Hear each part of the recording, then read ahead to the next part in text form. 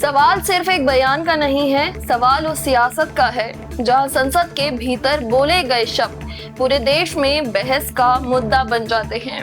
लोकसभा में प्रियंका गांधी के एक बयान ने ऐसा सियासी तूफान खड़ा कर दिया है कि सत्ता और विपक्ष आमने सामने आ गए हैं। आखिर ऐसा क्या कहा कि भाजपा ने इसे चरित्र हनन बताया और माफी की मांग कर दी है। आइए जानते हैं इस पूरे मामले की हर अहम बात। नमस्कार, मैं हूं अंशिका मधवाल और आप देख रहे हैं खोज इनारत। लोकसभा में शिक्षा व्यवस्था पर चर्चा के दौरान कांग्रेस सांसद प्रियंका गांधी वाड्रा ने केंद्र सरकार पर तीखा हमला बोला है।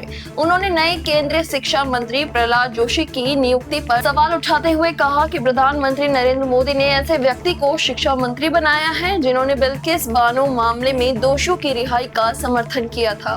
प्रियंका गांधी ने कहा कि इस फैसले से देश की करोड़ों बेटियों के सामने गलत संदेश जाता है।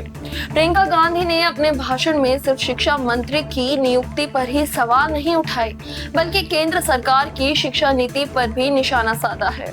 उन्होंने आरोप लगाया है कि देश की शिक्षा व्यवस्था को कमजोर किया जा रहा है, शिक्षा का बजट पर्याप्त नहीं बढ़ाया जा रहा है और संस्थानों में जरूरत से ज्यादा केंद्रीकरण किया गया है। उन्होंने ये भी कहा है कि सरकार शिक्षा व्यवस्था में आरएसएस के प्रभाव को बढ़ा रही है। इतना ही नहीं, कांग्रेस सांसद ने हाल के छात्र आंदोलन का मुद्दा भी उठाया है।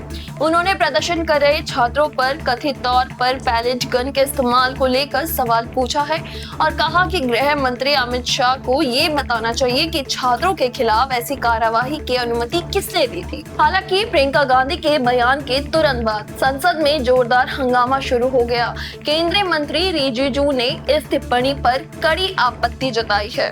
उन्होंने कहा कि किसी मंत्री के बारे में इस तरह की टिप्पणी करना उचित नहीं है और ये चरित्र हनन का सम्मान है। रिजिजू ने मांग की है कि प्रियंका गांधी के बयान को संसद की कार्यवाही से हटाया जाए और उन्होंने कांग्रेस सांसद से माफी मांगने की भी बात कही है। भाजपा की ओर से शिक्षा मंत्री प्रहलाद जोशी ने भी प्रतिक्रिया दी है। उन्होंने कहा कि उनके खिलाफ गलत जानकारी फैलाई जा रही है और इस तरह के आरोप पूरी तरह अनुचित है।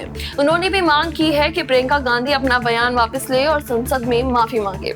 दूसरी ओर कांग्रेस का कहना है कि विपक्ष का काम सरकार से सवाल पूछना है और संसद में उठाए मुद्दे जनता से जुड़े हुए हैं। कांग्रेस नेताओं का मानना है कि सरकार आलोचना से बचने की कोशिश कर रही है, जबकि भाजपा का कहना है कि राजनीतिक विरोध के नाम पर किसी व्यक्ति की छवि खराब करना स्वीकार नहीं किया जाता है।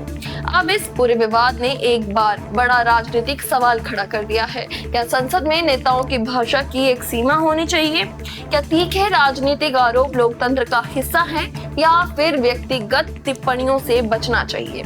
इन सवालों पर आने वाले दिनों में सियासत और भी गर्म होने की संभावना है। फिलहाल इस पूरे मामले में सियासी घमासान जारी है और सबकी नजर इस बात पर रहेगी क्या प्रियंका गांधी अपने बयान पर कायम रहती है या फिर संसद की कार्यवाही में कोई नया मोड़ देखने को मिल सकता है।